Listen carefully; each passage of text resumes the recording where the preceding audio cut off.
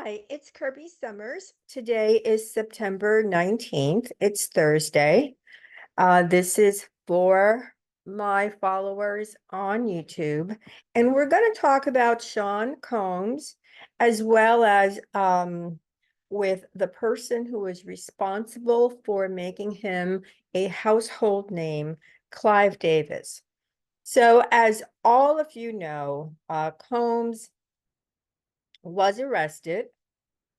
uh let's see, I believe it was Monday. It was supposed to happen on Tuesday, and somehow it kind of happened on Monday. The allegations are it's not just Combs who is being charged, it's Combs and his company. And the charges are a persistent and pervasive pattern of abuse towards women and other individuals. The abuse at times was verbal, emotional, physical, and the S word.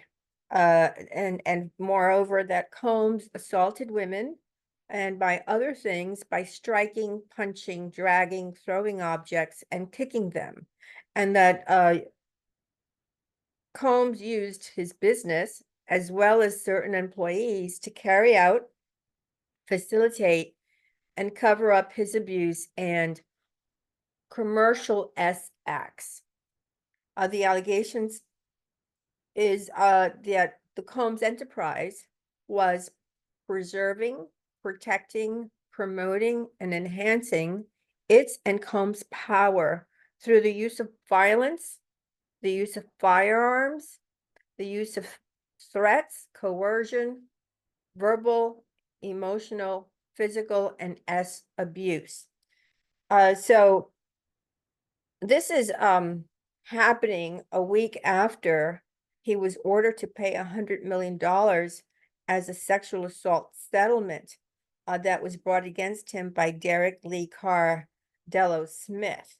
Now, here's the thing. His father is Melvin Combs. Melvin Combs was a 1970s drug dealer who was also an associate of the notorious Nicky Barnes, Willie Abraham, and also Frank Lucas. You may remember there was a movie made about Frank Lucas. He was gunned down in 1972 when Combs was only 3 years old. Combs was born on November the 4th, 1969. He's had many stage names: Diddy, Puff Daddy, sorry, P. Diddy. I mean, just on and on. He is credited with the discovery of the Notorious Big, Mary J. Blige, and Usher. And by the way, on my Substack, in my Deconstructing Wexner series, I explain how Usher is related to Roy Raymond, who was the original creator of Victoria's Secret. So if you're on my Substack, I don't know which of the, so far there are 15 installments in my Deconstructing Wexner, but Usher is actually a relative of Roy Raymond, who found himself somehow falling off the San Francisco bridge, the Golden Gate Bridge in San Francisco. But anyway, let me just keep going with Sean Combs and Clive Davis. Combs has so far won 3 Grammy Awards, 2 MTV Video Music Awards, an MTV VMA Global Icon Award, and he's basically in the Guinness World Record for being the most successful rap producer, and that happened in 1997. So here's the thing. He met Clive Davis, who is a very powerful music executive who many of you may have heard about. Now, Clive today is 92 years old. Clive is known for having been the person who discovered, let's say, people like Janis Joplin, all right, a lot of very well-known names were discovered. He began with CBS Records. CBS, as in one of the three television networks that was exposed during the 1975 Church Committee as being in cahoots with the CIA, right? So basically, CBS, NBC, ABC did what CIA told them to do. So CBS had a record subsidiary, and at the time it was called CBS, and they hired Clive Davis, who was born on April 4th, 1932. Eventually, that became Columbia Records, all right? And there have been other many subsidiaries since. I'm not going to go through the years of when Davis was the president of the different names of the record companies. However, what I do want to say here is that Davis and Combs met when he was in his young 20s. So Davis goes on to say, Puffy was 23 years old. I knew the artists that I had, Aretha, Dionne, Whitney. You know, there's only one Whitney, right? And we know what happened to her. Was one-of-a-kind music. LaFace ushered in blue-collared R&B at its height, but sensing the hip-hop revolution, both L.A. Reid and I agreed we can use someone really attuned to the street. You got to know you can do it for yourself, and you got to know when to look out for other people. So at the time, Diddy was an ambitious young record man who had come up under Andre Harrell at Uptown Records. But he teamed up with Davis. He would become known as Sean Puffy Combs, and he launched Bad Boy Entertainment. Now, this is where the story transitions, because I'll get back to other things in a minute. It has been alleged for many, many years that the reason that Clive Davis took Sean Combs, who was then in his young teens, under his wing and launched Bad Boy Entertainment, which basically has made Combs what he is today, is because they became LOVERS, not unlike the relationship that Leslie Wexner and Jeffrey Epstein were supposed to have had, right?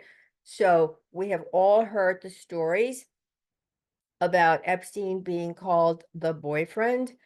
These were written originally in the 1990s by Bob Fitrakis, who lives in Ohio and was witnessing what was happening between the pair. And this is the sort of relationship that Davis had with Sean Combs. It went on for a period of 5 years. Combs was probably, because he grew up in very tough situation. He didn't have a father, although his mother moved out of Harlem.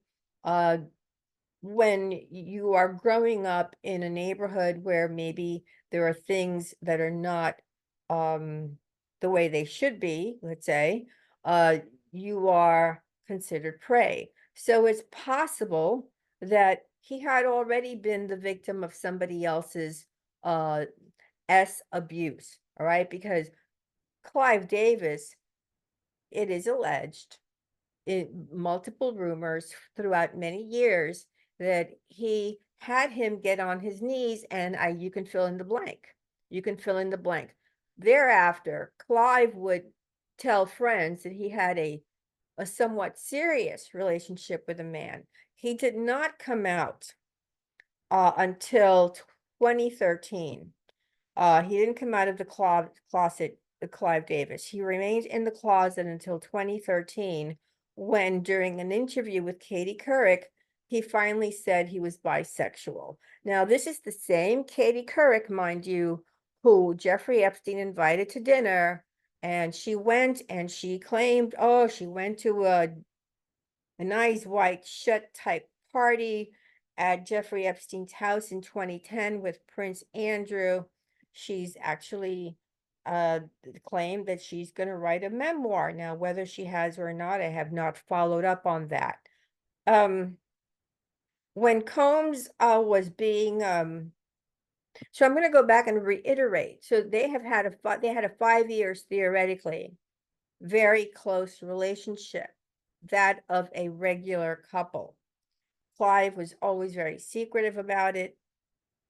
Diddy never came out and really told anyone publicly, but the music industry is a tight one. So the people in the industry had to have known, because people in the industry knew what was going on, let's say, for example, with Sean Combs. Now, people have been asking, why did it take so long for, let's say, the powers that be to catch up with Combs? And I will say that it is because of his relationship with such a powerful man as Clive Davis. Now, before I move away from Clive Davis, which I'm going to do, I just want to say that his reported net worth is estimated to be $850 million. I want to underscore that that is not a lot of money, that there has to be a lot of money offshore, because the music industry is a multi-billion with a B dollar industry. And Clive Davis is one of the top men who would have received a good deal of that money. So I do not think that he is worth less than $1 billion, which, let's face it, when Epstein was arrested, his net worth was approximately what, just shy of 700 million. And we know that there's a lot of money stashed elsewhere. So that Combs, I'm sorry, Clive Davis, his net worth has to be in the billions, not in the millions. However, when uh, there was some collaboration between the people in New York and Sean's attorneys as to how he was going to sort of come into the proceedings that were scheduled to begin on Tuesday, which would have been 2 days ago. However, so he comes into New York. He checks into the Park Hyatt on West 57th Street. However, I don't know that anybody has written that the Hyatt hotels are owned by the Pritzker family, and that the billionaire Thomas Pritzker, who is still the chairman and the CEO of Hyatt, is among the people named in documents pertaining to the Epstein ring, and that Virginia Giuffre has said multiple times that he is among the people that she was instructed to, let's just say, make happy. Okay, so people are wondering what's going to happen with Combs in court. Now, I know that yesterday his attorneys were so desperate because they attempted to get him released on bail, and they had attempted to do this on Monday as well. Combs was denied bail on Monday. He was again denied bail yesterday, Wednesday, where he was scheduled to appear in court at 3:30 in the afternoon here in New York.